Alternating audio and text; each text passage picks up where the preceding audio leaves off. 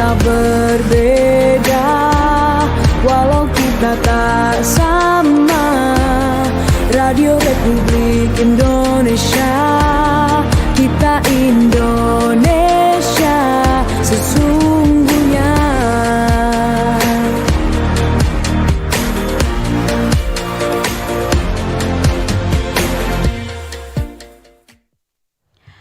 Ya, selamat pagi untuk Anda pendengar RRI Pro 1 Manado, kanal informasi dan inspirasi di pagi hari ini di Sulut Bicara. Saya informasikan tadi kita masih membahas terkait topik sulut rawan kriminalitas gitu ya. Dan tentunya di kesempatan hari ini pendengar, hari ini untuk Anda yang mendengarkan Pro 1 Manado, Anda nanti bisa bertanya langsung pada narasumber gitu ya. Di SMS juga WhatsApp, di line telepon juga boleh nanti di 082195835080. Dan juga Anda bisa tonton langsung melalui kanal YouTube kami di RRI Manado di sore hari ini. Anda bisa langsung kirimkan komentar Anda, tanggapan Anda gitu ya terkait topik kita di hari ini, sulut rawan kriminalitas. Dan tentunya di hari ini seperti saya informasikan tadi juga pendengar, ada narasumber yang akan kita undang gitu ya di zona hari ini, tapi hari ini tidak bisa hadir di studio, tapi melalui Zoom ya. Yang pastinya nanti kita akan berbicara dengan beberapa narasumber. Ada Bapak Jefferson Waniwanta selaku pemerhati sosial kemasyarakatan Sulawesi Utara. Kemudian ada Bapak Ferdinand Zeki Dumais selaku Ketua Fraksi Gerindra DPRD Kota Manado. Baik, kita sudah terhubung pada narasumber di sore hari ini. Saya mau sapa dulu. Halo, selamat pagi. Selamat pagi. Oke, ini dengan Pak, sebentar. Ini Pak ini ya, Pak Ferdinand ya. Siap. Oke, selamat pagi Pak Ferdinand Zeki Dumais hari ini selaku Ketua Fraksi Gerindra DPRD Kota Manado. Apa kabarnya Pak hari ini Pak? Luar biasa. Baik, luar biasa ya. Oke, ya pasti sangat disayangkan ya hari ini Bapak tidak hadir langsung di studio. Ada tugas kunjungan kerja ke DKI Jakarta dan Bogor. Wah. Tidak bisa hadir di studio. Tapi sangat ingin bergabung ya, dan makanya sekarang biarpun lewat Zoom saya ikut berpartisipasi. Oke, baik. Ya masih terima kasih Pak hari ini untuk waktunya, dan kita tunggu juga nanti waktu untuk Bapak bisa hadir nanti langsung di studio Pro 1 gitu ya. Oke, Pak, kita juga nanti bersama dengan Bapak Jefferson, Pak Jefferson Waniwanta selaku pemerhati sosial kemasyarakatan Sulawesi Utara gitu ya. Halo, selamat pagi Pak Jefferson. Wah, nampaknya tidak kedengaran nih Pak suaranya Pak. Oke, mungkin bisa mungkin di mute atau bagaimana ini? Oke. Halo, selamat pagi. Halo, Iya. selamat pagi Pak Jefferson Waniwanta. Apa kabarnya Pak hari ini? Baik, luar biasa. Selamat pagi juga untuk Bapak Ferdinand Dumais ya. Iya. Ya, selamat pagi. Hari ini kita cuma melalui Zoom gitu ya di pagi hari ini. Dan Pak Jefferson, terima kasih juga untuk waktunya. Sudah mau diundang juga untuk bicara di Sulut Bicara hari ini gitu ya. Oke, mungkin ini menarik gitu ya untuk kita bahas topik kita hari ini Pak, sulut rawan kriminalitas. Dan nanti kita juga undang untuk kebersamaan para pendengar yang ingin bergabung di line telepon, SMS juga WhatsApp di 082195835080, dan juga nanti bisa bertanya langsung kepada narasumber gitu ya, yang walaupun hari ini hanya melalui Zoom gitu ya. Oke, baik, saya ingin bertanya dulu nih kepada Pak Jefferson Waniwanta gitu ya selaku pemerhati sosial kemasyarakatan Sulawesi Utara nih Pak. Menurut Pak Jefferson sendiri, faktor apa nih Pak yang paling dominan memicu tindak kriminal di Sulawesi Utara saat ini Pak? Jadi pertama itu saya ingin sampaikan bahwa kriminalitas itu terjadi sebenarnya bukan bawaan individu ya, bukan hanya bawaan individu, melainkan satu gejala masyarakat yang terbentuk dari satu proses sosial ya. Artinya di sini lingkungan itu sangat mempengaruhi seseorang dalam perilakunya. Sehingga kalau perilakunya lingkungannya tidak baik, masalah ekonomi, masalah pendapatan keluarga, kebutuhan keluarga itu tidak baik dan tidak mencukupi, ini akan membuat perilaku yang menyimpangnya daripada seseorang. Lingkungan ini sangat mempengaruhi. Nah, dari sini sebenarnya akar sehingga bisa memicu potensi ya untuk melakukan tindakan-tindakan yang melawan hukum. Nah, titik-titik yang kita lihat ya saat ini rawan kriminalitas yaitu di pemukiman yang sangat padat dan tingkat pengangguran yang sangat tinggi dan kehidupan sosial yang tidak mendukungnya, sehingga mendorong seseorang itu melakukan hal-hal yang melawan hukum. Ya, jadi ini adalah indikator-indikator sehingga seseorang itu bisa melawan hukum. Dan ini terjadi di tempat-tempat yang boleh dikatakan secara ekonomi minus ya. Dan itu bisa kita lihat di beberapa titik yang ada di Sulawesi Utara. Oke, baik. Pak Jefferson, apakah ini juga ada pengaruh dari keluarga juga kah tindak kriminalitas ini? Iya, saya katakan itu dari kehidupan sosial ya, di mana dia ada. Jadi pergaulan yang buruk bisa merusak yang baik. Jadi saya katakan dari awal tadi, sebenarnya ini bukan bawaan individu sebenarnya, tetapi ini adalah satu gejala kehidupan sosial masyarakat yang terbentuk dari satu proses ya kehidupan yang seperti itu. Dan titik-titik rawan itu memang ya, biasanya terjadi di daerah-daerah yang boleh dikatakan daerah-daerah miskin. Oke, yang pastinya di sini Pak, dari perspektif sosial kemasyarakatan gitu ya Pak ya, faktor apa saja yang paling dominan memicu terjadinya tindak kriminal di Sulawesi Utara nih Pak? Ya, jadi ini masalah kebutuhan ya, kebutuhan dasar ya, yang kita tidak mungkin abaikan dan kita tidak bisa hindari. Nah, dari kebutuhan-kebutuhan ini sering terjadi gesekan-gesekan ya antara sesama individu, personal, dan mungkin kelompok. Ya, sebenarnya pemicunya masalah ekonomi. Lebih daripada itu masalah perilaku yang menyimpang itu, orang minum-minum ya, minuman keras, karena tingkat pengangguran terbuka di Sulawesi Utara kan 5,9%, pada akhirnya turun jadi 5,7%. Ada sekitar 170.000 sekian orang itu yang menganggur. Dan ini hal yang sangat tidak baik ya bagi kehidupan masyarakat, dan ini akan memunculkan perilaku-perilaku yang menyimpang. Ya. Jadi masalah ekonomi, masalah keluarga, masalah pendidikan, hal-hal yang sangat mendasar yang sebenarnya menjadi perhatian daripada pemerintah. Nah, kebetulan di sini kan ada Ketua Fraksi Gerindra ya, DPRD Kota Madya Manado, ya bagaimana pemerintah itu bisa hadir ya di tengah-tengah krisis ekonomi masyarakat itu sendiri, dan ini dampaknya itu sangat besar ya kalau tidak ada tindakan preventif daripada pemerintah untuk memberikan solusi kepada masyarakat. Oke, baik. Ya pasti terima kasih Pak Jefferson. Sekarang saya menuju ke Pak Ferdinand gitu ya. Pak Ferdinand, ya Kota Manado ini menjadi daerah dengan jumlah laporan tindak pidana tertinggi juga di Sulawesi Utara gitu ya. Bagaimana DPRD melihat kondisi ini Pak? Ya, terima kasih. Jadi memang kebetulan saya di Komisi 1 DPRD itu memang tupoksi kita dan mitra kita langsung yang bidang pemerintahan dan hukum.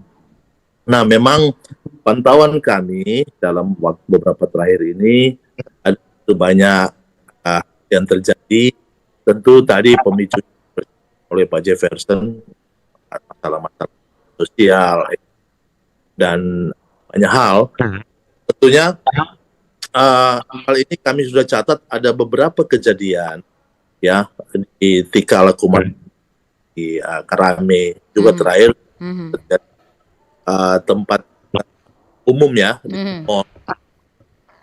Nah, ini tentu disebabkan oleh banyak hal. Apakah karena mungkin masalah sosial, Mhm. mungkin ada masalah di rumah, kemudian masalah ekonomi, kerjaan, Mhm. tentu tidak berdiri sendiri. Mhm. Ada rangkaian yang tentu kita harus lihat juga secara holistik. Kemudian nanti penanganannya secara atomisme atau secara detail. Mhm. Nah, kan semua pihak sesuai juga kita di Undang-Undang Nomor 23 Tahun 2014 bahwa pemerintah daerah itu selain wali kota, wakil wali kota juga ada anggota-anggota dewan, 40 anggota Kota Manado. Mhm. Kita tentu berupaya setiap ada kejadian di masyarakat, kami langsung berkoordinasi dengan para pihak yang terkait dan mitra untuk supaya bagaimana kejahatan ini kita bisa redam. Karena memang sesuai data di Pusat Statistik dan Bareskrim Mabes Polri, memang Sulut dan Kota Manado masih ada di tingkatan atas ya dalam kejahatan kriminalitas, Mhm. khususnya miras dan segala macam. Ya. Yang nanti di bagian berikutnya saya akan jelaskan. Mhm. Ada Perda, Pergub, ada Perwal tentang Oke, baik. Yang pasti kebijakan atau program apa saja Pak yang sudah dan akan didorong oleh DPRD untuk menekan angka kriminalitas ini Pak di Kota Manado sendiri? ya tentu ini kita sudah bicara tentang usulan dan way out ya. Hmm.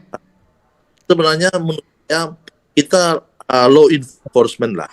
Ya, mulai kita dari undang-undang yang paling tua ya, Undang Darurat Nomor 12 Tahun 1951, Pasal 2 Ayat 2, itu diatur tentang bagaimana senjata dan juga miras diatur berupa. Juga ada di Undang Nomor 2 Tahun 2002 tentang Kepolisian Negara Republik Indonesia, Pasal Ayat 2 huruf E.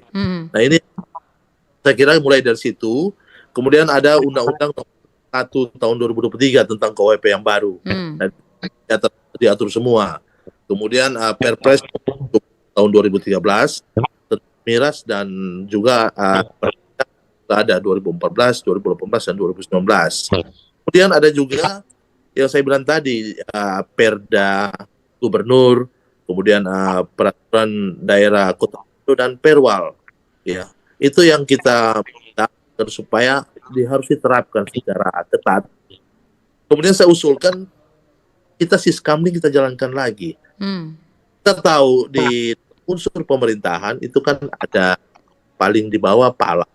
Pala ini digaji oleh APT, jadi sudah menjadi tugasnya. Jadi memang front terdepan untuk pengamanan di Kota Manado. Jadi dari sisi unsur tentunya bekerja sama dengan kepolisian, kita minta agar polisi dan mulai dari bawah Pak Camat agar supaya ada patroli setiap malam, karena memang beberapa kejadian terakhir ini bahkan di jalan ini juga kita akan sama dengan Dinas Hakim Kota Manado agar supaya tidak ada lagi jalan-jalan yang gelap. Kita bilang sama Pak Kadis Perkim agar supaya lampunisasi betul-betul total. Kota Manado harus terbebas dari kegelapan. Jadi ada lampu, lorong-lorong semua terang sehingga tidak ada niat ataupun kesempatan untuk berbuat jahat. Ini saya kira saya dan aktus retusnya kita mesti perhatikan. Ya, dua-dua ini tidak boleh kemudian ada di masyarakat, dan dari situlah sebenarnya kejadian kejahatan kriminal. Oke, baik. Terima kasih Pak Ferdinand ya. Sekarang kita menuju ke Pak Jefferson gitu ya, selaku pemerhati sosial kemasyarakatan.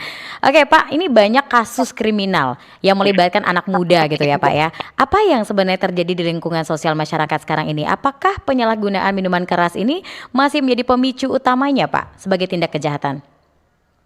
Iya. Jadi sebenarnya bukan asal minuman keras ya, yang memang ini beredar yang tidak terkendali. walaupun perangkat hukumnya telah ada ya, tadi Ya. apa disampaikan Pak Ferdinand, ada perdanya yang seharusnya harus dilakukan secara kontinu ya, jangan sampai ketika aturan ini atau perangkat hukum ini timbul tenggelam ya, untuk uh, dampak-dampak yang membuat dapat kriminalitas. Ya, tetapi kami mau katakan begini, bahwa bukan masalah kenakalan remaja, ya, tetapi ada dua tindakan yang sebenarnya harus dilakukan oleh pemerintah. Yang pertama, ini preventif, yang kedua represi. Ya, yang kita inginkan adalah tindakan preventif ya, seperti apa yang dikatakan oleh Bapak Ferdinand, bahwa Pemkot Manado punya desain ya, punya program bagaimana untuk pengentasan kemiskinan itu sendiri.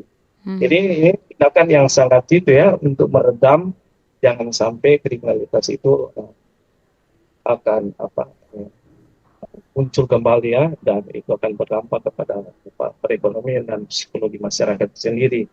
Yang kedua, di sini tindakan represi. Harus ditegakkan aturan yang telah ada, yang telah berlaku, ya, pihak kepolisian sebagai protecting people, penegakan hukum harus benar-benar hadir. Nah, masalah lingkungan itu adalah masalah yang sangat penting ya, di mana Siskamling ini diaktifkan kembali. Karena memang dasarnya itu dari masyarakat yang justru di sini ujung tombaknya itu adalah kepala lingkungan yang tahu persis lingkungannya masing-masing. Dan jika diaktifkan lagi ini Siskamling, ini adalah salah satu pencegahan agar supaya menghindari terjadinya kriminalitas. Orang-orang berkumpul itu kan biasa. Ini kehidupan sosial yang kita tidak bisa larang. Tetapi apabila melewati batas waktu, malah kan ada di undang-undang yang saat ini, ya. Lalu ada minuman-minuman keras ya yang terjadinya kriminalitas. Masalah perilaku yang menyimpang dari remaja saat ini juga masalah keluarga. Saya percaya apabila kehidupan keluarga ekonomi baik, masalah sosial, kehidupan serata sosial di masyarakat itu baik, masalah pendidikan baik, tidak akan memunculkan lagi perilaku-perilaku yang menyimpang. Kita lihat ya, saat ini, dari usia yang sangat muda ya, harusnya tidak tersentuh dengan masalah hukum, tetapi telah terjadi. Ya, makanya ini extraordinary ya bagi saya. Kalau dibiarkan, pemerintah tidak hadir, hukum tidak hadir, maka ini alamat buruk ya bagi Sulawesi Utara. Ya. Oke, baik Pak Jefferson sendiri gitu ya. Apakah Pak Jefferson melihat dari sudut pandang Bapak sendiri itu ya, apakah masyarakat saat ini sudah cukup pedulikah terhadap lingkungan sekitarnya dengan adanya tindak kejahatan seperti ini, Pak? Ya, jadi begini. Ya, tentu kita semua tidak menginginkan sesuatu yang menakutkan ya. Ya. Jadi hantu ya bagi setiap masyarakat, dan ini akan menekan secara psikologi, kejiwaan yang bagi kita sendiri. Ya, bagaimana masyarakat ingin melarang hal-hal yang seperti ini, yang sebenarnya ini sejak kalau zaman kita dulu, anak-anak itu sangat menghormati orang tua. Kalau orang tua atau yang dituakan setegur, ya orang pasti akan berubah dan tidak melakukan hal-hal ini. Tetapi zaman telah berubah, ya. Jadi sikap anak-anak sekarang, perilaku anak-anak sekarang sudah berubah. Ini masalah ada gadget ya, yang sudah terbuka, informasi yang telah terbuka, dan ini kita tidak bisa hindari hal-hal seperti ini. Tetapi mulai daripada keluarga itu sendiri yang kita harus bangun ya, yang bermoral ya. Maaf, saya sentil sedikit ya, boleh ya?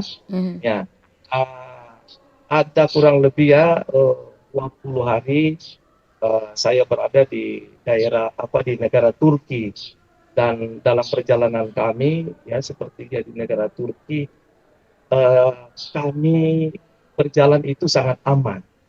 Tidak ada ya seperti kehidupan kita di Indonesia, lebih khusus di Sulawesi Utara. Ya, kita bisa beraktivitas kapan saja. Dan hal ini bisa terjadi karena memang kehidupan sosial, ekonomi masyarakat itu jauh daripada kehidupan ekonomi kita Indonesia. Nah, sebenarnya di sini sebenarnya masalahnya apabila tingkat pendapatan kita itu semakin tinggi, perekonomian kita, pemenuhan kebutuhan keluarga kita, maka hal-hal yang tidak kita inginkan ya, jadi perilaku menyimpang dari seseorang itu tidak akan terjadi. Jadi saya rasa demikian. Oke, baik. Ya pasti kita menuju ke Pak Ferdinand gitu ya. Pak Ferdinand, apakah regulasi terkait pengendalian minuman keras dan ketertiban umum saat ini tuh sudah cukup efektif, Pak? Atau masih perlu diperkuat lagi, khususnya di Sulawesi Utara? Ya, saya kira peraturan yang ada, baik peraturan daerah maupun peraturan kepala daerah, kota, itu sebenarnya sudah memadai. Hanya tinggal penerapannya saja atau law enforcement. Itu yang kita ingin agar supaya ini betul-betul dijalankan tepat. Artinya semua hal itu kan ada sebab dan akibat. Ya, akibat perbuatan kita ya mengakibatkan apa kepada lain. Seperti misalnya karena dia mungkin sudah tidak bisa mengendalikan diri, mabuk, ya. Kemudian membawa senjata tajam, ya ribut, dan itu terjadi kejahatan. Itu sebenarnya sudah diatur semua, ya, bahwa tidak boleh minum di tempat umum, kemudian ya juga tidak boleh membawa senjata tajam di tempat umum, apalagi bahwa yang kemarin terjadi di hari lalu ya.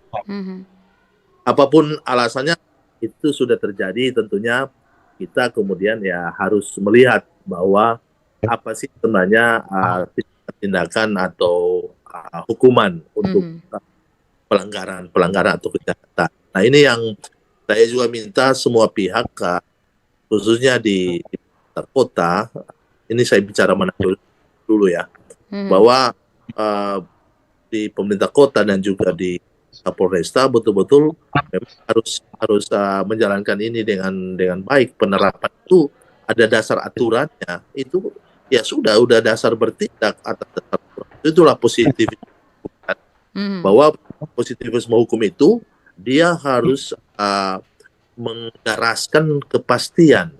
Dengan ada kepastian hukum, maka semuanya keadilan terjadi. Karena saya berikan satu ilustrasi di satu perkuliahan, seorang profesor kemudian dia mengeluarkan murid dari dalam, jangan ikut kuliah, mahasiswa yang ikut kuliah, mahasiswa tertentu, ya kemudian yang lain diam. Nah itu dia bilang, itulah hukum. Seharusnya hukum itu untuk apa? Ada yang mengatakan ya untuk sosial, untuk mengandalkan pemerintah sebagai pelaku eksekutif untuk law enforcement dan hukum. Kemudian juga ada ternyata keadilan. Nah itu betul. Kita kadang-kala ada bersama-sama, ya, tetapi kita melihat kejahatan, kita tidak ikut menegur atau berbicara, ya, kita hanya melihat kepentingan kita sendiri. Nah inilah yang kami selalu menerima aspirasi masyarakat menyangkut masalah, ya. Jadi di situ beberapa hal yang bisa saya simpulkan bahwa mari kita bersama dalam kehidupan kita bersama sebagai masyarakat. Apa yang kita lihat mungkin tidak benar, itu kita kepada pihak yang, sehingga tindakan preventif itu bisa terjadi lebih awal. Bila mana sudah terjadi masalah, tentu saya setuju dengan teori pemanfaatan utilitarisme dari Jeremy Bentham, bahwa ya kalau orang sudah bersalah dia mesti hukum agar memberikan manfaat bagi dia sendiri dan juga masyarakat. Karena keadilan itu ketidakadilan itu bisa terjadi kepada siapa saja, termasuk kita yang berdiam diri. Jadi kita harus kemudian bersama-sama berpartisipasi aktif, sehingga tidak atau kejahatan dikurangin. Oke, baik. Yang pasti terima kasih Pak Ferdinand dan Pak Jefferson gitu ya, tetap terus di Sulut Bicara, dan tentunya juga nanti kita akan undang kebersamaan para pendengar yang pasti mendengarkan siaran kita di hari ini dan juga mendengarkan siaran kami melalui aplikasi RRI Digital dan juga menonton langsung melalui kanal YouTube kami. Anda bisa memberikan tanggapan, bisa bertanya juga kepada narasumber gitu ya. Anda bisa bertanya di SMS juga WhatsApp di line telepon kami di 082195835080, dan Anda bisa langsung juga menyampaikan komentar Anda di kolom komentar di YouTube kami di RRI Manado ya. Tetap terus bersama kami di Sulut Bicara, saat lagi kami akan kembali. Kanal informasi dan inspirasi Terus satu.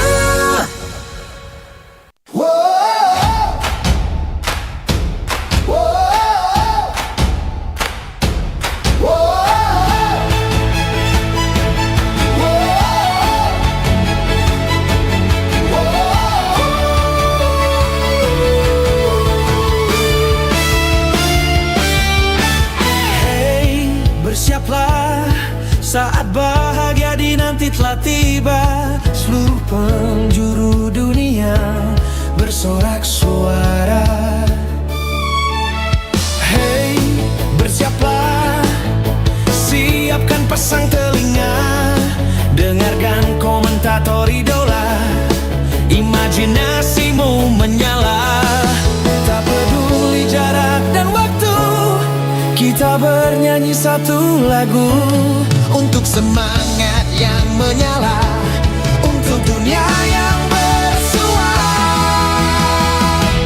RRI bersuara, Piala Dunia untuk semua. Satu gol, satu doa menggema ke seluruh Indonesia.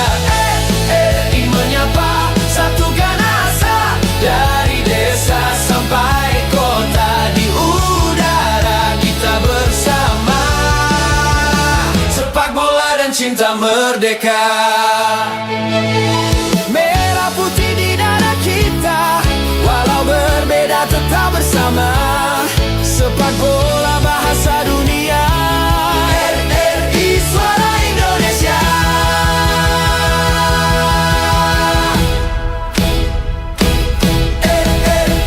Bersuara, Piala Dunia untuk semua. Satu gol, satu doa menggema ke seluruh Indonesia.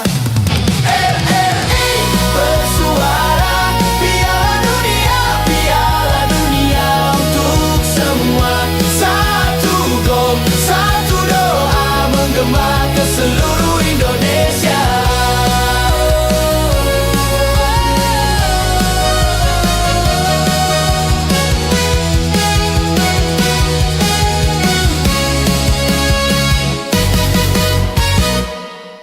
Halo RRI.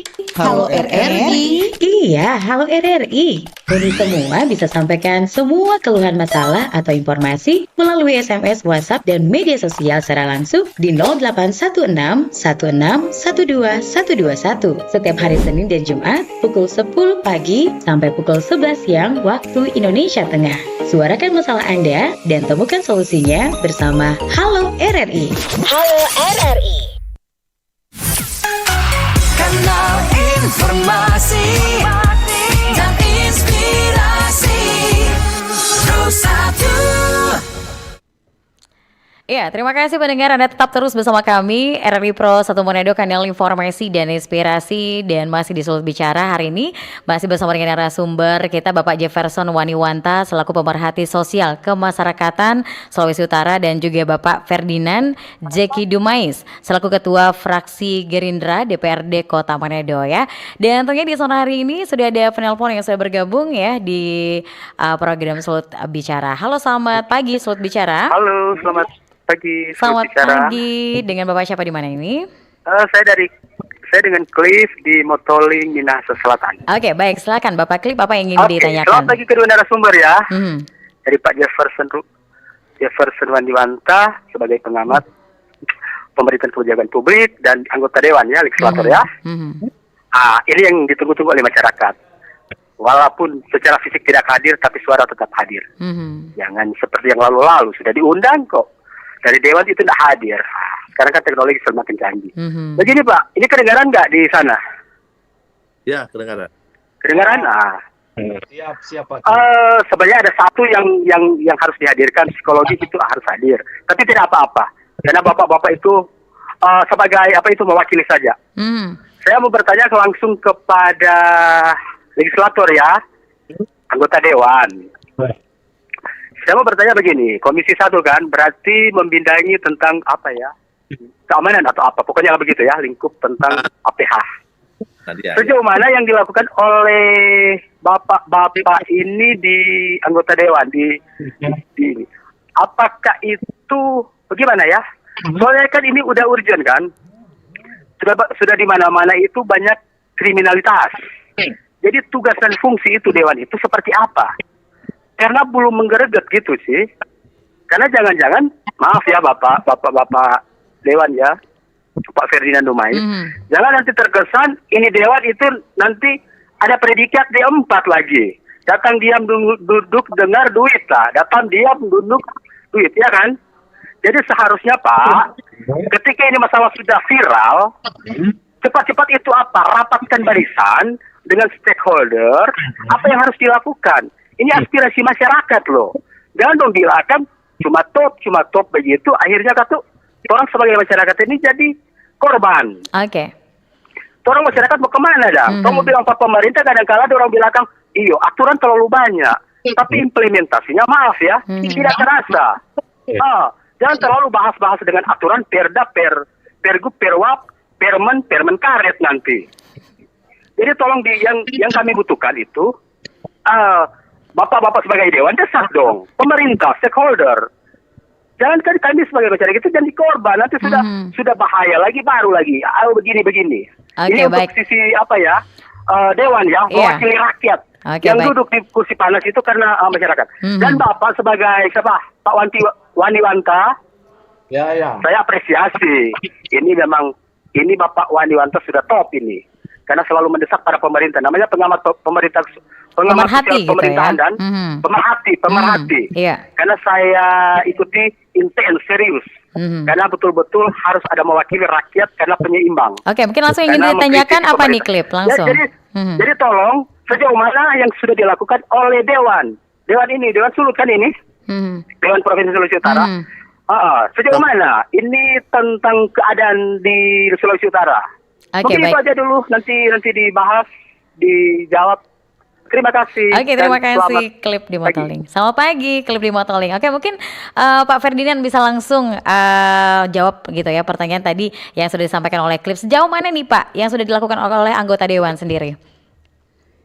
Ya, terima kasih Cliff di Motoling. Salam buat teman-teman di Motoling. Mungkin saya anggota Dewan di Kota Manado, tapi nggak apa-apa. Apa yang digelisahkan atau dirasakan oleh Cliff mewakili masyarakat, saya kira ini jadi juga masukan yang bagus sekali buat kami di Dewan. Tapi perlu kami klarifikasi dulu bahwa silakan masyarakat memang menilai ke Dewan yang bekerja. Artinya dia bekerja, dia menjalankan fungsi-fungsi dia, relasi monitoring dengan baik atau tidak. Kemudian kedua, bahwa anggota Dewan punya tupoksi yang mungkin berbeda.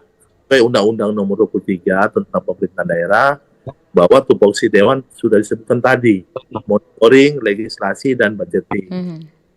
Untuk eksekusi atas semua kebijakan pemerintah dari pusat sampai ke daerah, juga termasuk bidang keamanan, itu ada di eksekutif dalam arti pemerintah, kota, kabupaten, dan provinsi. Dan juga untuk keamanan tentu lebih kepada APH, ya termasuk kepolisian. Nah, yang saya mau sampaikan bahwa yang sudah kami lakukan begitu ada masalah, ada laporan dari masyarakat, ataupun saya pribadi punya tim ya untuk selalu bagaimana ada aspirasi masyarakat yang belum tersampaikan. Kadang-kadang masyarakat bingung. bagaimana menyampaikan aspirasinya kepada saluran-saluran mana. Saluran pertama dia harus kepada anggota-anggota dewan. Dia berada di dapil, kan dewan di dapil. Sudah menjadi dewan untuk memperjuangkan aspirasi masyarakat. Nah, kembali ke tadi, cara saya bekerja sebagai pribadi anggota dewan. Saya punya tim, bila mana ada masalah, ataupun masalah itu belum dilaporkan, dan kami melihat itu menjadi masalah, atau bisa menjadi potensi masalah, saya mengambil inisiatif, tim saya turun ke bawah, kemudian mulai dengan kolek data, salah, ya, kemudian kami bersama-sama duduk, kita diagnosa gimana, kemana kita harus lakukan, ya kita harus perjuangkan aturannya kemana. Jadi jangan terjadi, saya setuju dengan Cliff tadi, jangan kemudian aspirasi masyarakat ini tidak bisa diperjuangkan. Jadi dengan konstipante, artinya penyumbatan. Nah, ini juga saya sebagai orang di politik di dewan itu harus menghapus sumbatan-sumbatan ini, biar itu mengalir dengan cepat. Bila mana ada masalah, ya kalau bisa kita preventif duluan. Tapi bila tidak, itu bagaimana kita penyelesaian. Seperti di kemarin terjadi masalah kelurahan Malendeng, lingkungan 1, ya ada pala ini yang terkena narkoba, ya. Saya langsung itu dengan Pak Kapolres, Pak, bagaimana ini masalah? Oh sudah kami ambil tindakan dan apa, dan kemudian saya usulkan agar supaya untuk menghapus, karena narkoba di Kota Manado juga cukup tinggi. Ini sudah kami kasih juga ke Pak Wali Kota agar supaya itu diperhatikan. Dia tidak akan berdiri sendiri, baik waktu maupun pelaku. Ya. Baik. Nah, mungkin dia baru terjadi itu baru kemarin dia lakukan, itu sudah begitu juga, bukan cuma dia sendiri. Nah, begitu juga di masalah miras dan santet. Jadi saya kira kalau preventif dengan penerapan aturan-aturan tadi yang saya bilang, ini bisa mengurangi resiko-resiko kejahatan yang terjadi. Dan bila mana terjadi, saya pikir salurannya harus ke dewan untuk bagaimana mengawal aspirasi ini sehingga sampai kepada penyelesaian. Semua pihak mungkin kadang-kadang tertentu, ya ada orang bilang lapor ayam hilang sapi. Ya, itu tidak boleh terjadi lagi. Jadi saya sangat mendukung apa yang Cliff tadi sampaikan, ya bahwa masyarakat harus jadi subjek dan objek pembangunan. Subjek pembangunan dia ikut berpartisipasi, sebagai objek pembangunan dia ikut menerima manfaat, termasuk ketertiban dan keamanan. Baik. Yang pasti memang harapan dari masyarakat itu ya jangan cuma aturannya saja yang banyak, Pak, tapi tindakan kerja nyatanya gitu ya yang ingin dilihat oleh masyarakat gitu ya. Baik, ada lagi penelpon hari ini. Halo, selamat pagi, Sulut bicara. Pagi. Iya, selamat pagi Bapak. Ini Bapak siapa di mana ini? Ya, Pak. Ini Bapak siapa di mana? Dengan Heri. Pak Heri di? Saya di Tateli tapi warga Kota Manado. Baik. Silakan. Apa yang ditanyakan, Pak? Iya. Selamat pagi Bapak-bapak narasumber. Ya, selamat pagi. Dari Ketua Fraksi Gerindra Kota Manado, Kang. Ya. Terus pemerhati sosial Pak Jemison Molewanta. Moga sukses dan betul-betul seperti RRI sampaikan, apa yang kita lihat harus kita berani bicara. Dan jadi rawan kriminalitas di Sulawesi Utara, bukan cuma Sulawesi Utara, seantero Indonesia. Saya memperhatikan seperti itu. Ini dikarenakan apa? Jujur saya mau katakan, cuman ini tidak terbuka karena lagi krisis ekonomi, lagi krismon sekarang. Ekonomi yang bergerak di masyarakat sangat sulit. Di situ masyarakat terlalu terjepit dengan keadaan. Itu yang mengakibatkan meningkatnya kriminal di mana-mana. Itu kan yang sebenarnya tugas dari anggota dewan semua untuk memperjuangkan, karena ada program-program pemerintah untuk sedikit meringankan beban masyarakat, untuk pergerakan ekonomi di masyarakat yang betul-betul harus diperhatikan dan disampaikan secara terbuka, transparan. Jangan kucing-kucingan tertutup. Saya contoh, misalnya dalam Koperasi Merah Putih, desa-desa mana, kelurahan mana yang sudah ada. Itu kan karena tertutup. Lagi pula yang sekarang hangat dibicarakan masalah dengan NDG. Sebenarnya di sana juga banyak tenaga kerja yang ditampung. Dan oleh sebab itu, diberikanlah kepada masyarakat yang tidak punya pekerjaan, bukan petugas-petugas yang harus Oke, bekerja di sana. baik yang Pak Heri, untuk memenangani mempersingkat waktu, mungkin untuk apa yang ingin ditanyakan Pak perjalanan Heri? ekonomi. Mhm. Jadi kriminalitas di sini itu juga yang itu bapak-bapak ini harus kontrol. Oke, Itu baik. termasuk pertanyaan Mhm. dan kriminal ini bukan di tengah masyarakat yang paling bawah. Mhm. Kriminal yang berdasi itu banyak, Pak. Iya. Cuman itu yang harus diperhatikan supaya betul-betul itu meminimalisir kriminal yang ada terjadi di mana-mana, agar supaya setiap program-program yang sudah dikeluarkan pemerintah harus sudah kontrol. Oke, baik. Contoh misalnya Mhm. bantuan sosial Mhm. disalurkan secara terbuka, Mhm. tepat sasaran, dan betul-betul yang berhak diberikan. Jangan hanya disampaikan, nggak tahu kapan. Ya, ini juga pemerhati sosial ini perlu masuk di sana. Lihat, tanya ke masyarakat. Betul-betul lihat dengan keberadaan dan Oke. kenapa tidak dapat. Baik. Mudah-mudahan akan ada hasilnya Mhm. dan anggota dewan harus lebih terbuka. Dan perlu juga itu reses 10 tahun kita tidak pernah berapa di anggota dewan. Saya Oke, baik. sering hadir di reses ya. Baik. Semoga ada lagi itu. Terima kasih ya. Oke, baik. Terima kasih Pak Heri Diteteli. Mungkin ini karena waktu juga gitu ya. Jadi harus singkat, padat, jelas. Kalau Anda ingin bertanya, bisa langsung melalui SMS juga WhatsApp juga boleh di hari ini gitu ya. Oke, dan kita langsung saja nih, ada juga yang bertanya melalui YouTube ini ya Pak ya. Media sosial ketika ada percobaan kriminal jalan atau street crime di si calon korban membela diri hingga mengakibatkan pelaku begal ini terluka. Namun anehnya si korban yang dijadikan tersangka. Regulasi yang memungkinkan masyarakat membela diri ketika mengalami tindakan kriminal di jalan namun tidak dijadikan tersangka hanya karena melukai si pembegal. Terima kasih. Oke, terima kasih Pak Tommy Abraham. Bagaimana nih Pak Pak Ferdinand menanggapi hal ini Pak? Kadang-kadang pelaku begalnya yang jahat gitu ya, tapi karena kita yang membela diri, kok jadi korban, jadi yang korban malah jadi tersangka, Pak. Oke. Nah, bila mana ada kejadian-kejadian seperti itu, silakan melapor ke kepolisian. Kami yakin kepolisian seharusnya mampu untuk secara aktif melihat masalah. Itu yang tadi saya sebutkan dua hal. Mens rea, apakah niat yang berbuat niat jahat kan si begalnya, kenapa yang jadi disalahkan. Kemudian kedua, ya akibat perbuatan itu, kalaupun itu terluka ketika dia membela diri, nah, itu yang mesti kemudian ya kita kawal. Kalau ada laporan ke saya akan kawal. Oke. Lagi mengawal kasus kematian Evia Maria Mangolo. Memang itu saya bukan diminta.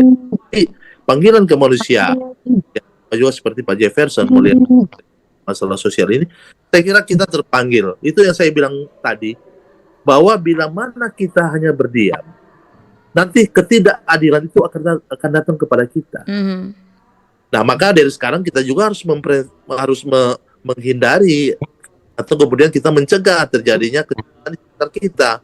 Ya, saya kira kepolisian akan dengan profesional menyidik perkara itu, karena kalau mereka macam-macam itu ada propam. Kemudian kita juga yang akan kita mengawasi. Jadi saya bilang kepada masyarakat, silakan atau boleh catat nomor telepon saya, 24 jam saya bisa melayani. Kalau sejauh saya belum tidur, saya melayani. Oke. Ya, masih call centernya di mana Pak? Kalau masyarakat ingin mengadu. 2239 5995. Iya. Dengan Ferdi Dumais, anggota DPRD Kota Manado, ketua fraksi kita.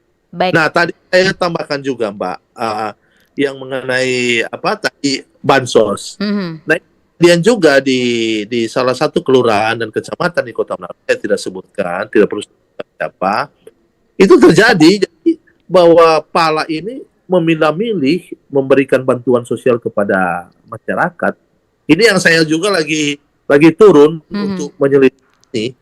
Jadi saya sudah komitmen, saya akan kawal RPJMD Pak Wali Kota, ya termasuk juga di bidang bansos, bahwa ini harus tepat sasaran dan pendataan dari pusat sekarang. Jadi kalau masih ada penyimpangan di bawah, artinya gini, bahwa ada nama yang berhak menerima, tapi dia tidak menerima.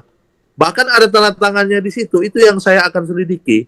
Dia bilang, saya juga akan sampaikan ke berkoordinasi dengan Kadis Sosial, juga camat, karena kalau camat itu adalah tupoksi kami di Komisi 1. Jadi ada hal-hal yang menyimpang ini, silakan masyarakat laporkan. Ya, biarpun bukan di dapil saya permisi ke teman-teman yang dapil lain. Ya, permisi saya ikut kasih masalah. Ya masih Pak Ferdinand juga siap untuk mendampingi gitu ya untuk masyarakat yang mungkin ada aduan keluhan gitu ya. Jangan sampai hukum ini tumpul di atas Pak, tajam ke bawah gitu ya. Jadi Bapak membela pro masyarakat juga gitu ya. Ya, saya masyarakat. Jadi bila mana di situ, saya akan ada di situ untuk membela masyarakat. Oke, baik. Yang pasti ini juga ada pertanyaan melalui WhatsApp ini Pak. Selamat pagi dari Ibu Aprilia di Kombos. Apa upaya jangka pendek lembaga legislatif dalam upaya meminimalisir kasus kriminal di Sulawesi Utara? Terima kasih RRI. Oke, terima kasih Bu Aprilia di Kombos. Oke, silakan tanggapi Pak. Pak Ferdinand. Oke. Tadi Ibu di Kombos. Jadi dalam waktu dekat ini kami akan rapat internal Komisi 1. Nanti tentu Ibu Ketua Komisi 1 kami, Ibu Norde Marbon, sangat responsif ya. Kita rapat untuk bagaimana melihat keadaan keamanan di Manado, dan setelah itu kami mungkin akan berkoordinasi dengan asisten 1, kemudian para camat, dan juga dengan kepolisian. Jadi Ibu di Kombos kalau ada apa-apa bisa juga langsung kontak saya. Ya, itu ada teman kami di situ, ada Ibu Nanses Rakian, ada ya Singkir Mapangit, kan ada banyak. Ya, jadi tamu juga ke mereka. Tapi bila mana tidak bisa hubungi mereka, ya silakan hubungi saya, nggak apa-apa. Saya akan bantu meneruskan atau mengakui. Oke, baik. Yang pastinya untuk Pak Jefferson gitu ya. Pak Jefferson, bagaimana ini peran keluarga, lingkungan, dan pendidikan dalam mencegah munculnya perilaku kriminal khususnya di kalangan generasi muda? Apakah ini karena ada faktor ekonomi, lapangan pekerjaan juga, atau kurangnya fasilitas juga dari pemerintah gitu ya untuk memfasilitasi anak-anak untuk mengembangkan bakat mereka gitu? Ya, jadi kita tidak bisa bukan semua masalah ini kepada pemerintah. Tapi daripada yang pertama itu kan itu keluarga. Organisasi yang terkecil itu adalah keluarga. Jadi peran keluarga itu sangat penting. Nah, di sini kita melihat bahwa keberadaan kehidupan sosial masyarakat kita itu sangat rentan ya, tidak terstruktur dengan baik. Sebab masalah kemiskinan. Jadi momok yang sangat menakutkan bagi kehidupan keluarga. Karena jika kemiskinan meningkat, maka kriminalitas itu juga akan meningkat. Itu salah satu teori yang tidak bisa terbantahkan.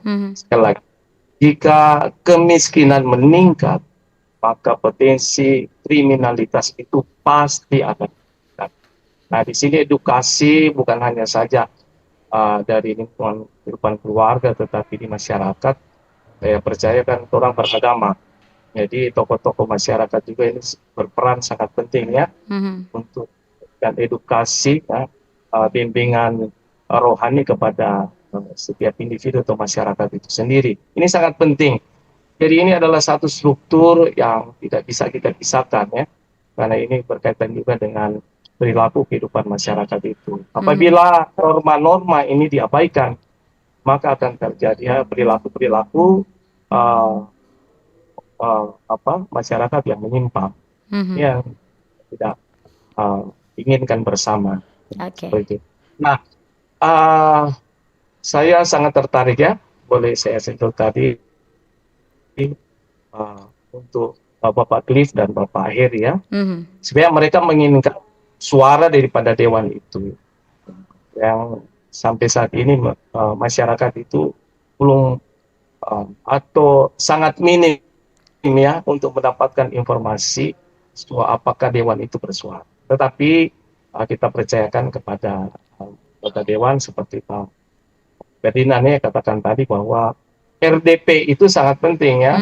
RDP dapat dengar pendapat dengan pihak-pihak yang terkait, yang terutama dari pihak kepolisian. Dan ini harus diekspos kepada masyarakat. Informasi harus diterima kepada masyarakat.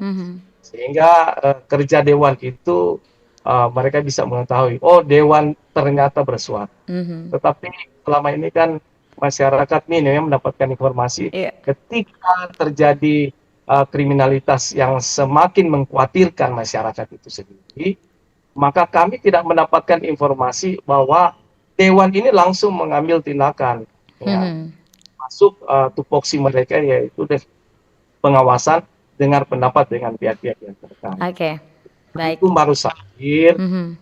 supaya benar-benar bisa memberikan jaminan ya Mhm. keamanan Oke. masyarakat itu. Baik, Pak, di kesempatan hari ini Pak Jefferson dan Pak Ferdinand gitu ya. Ini sangat menarik sebenarnya topik yang kita angkat gitu ya. Tentunya kalau masih ada banyak waktu, masih banyak yang harus kita ulas lagi gitu ya.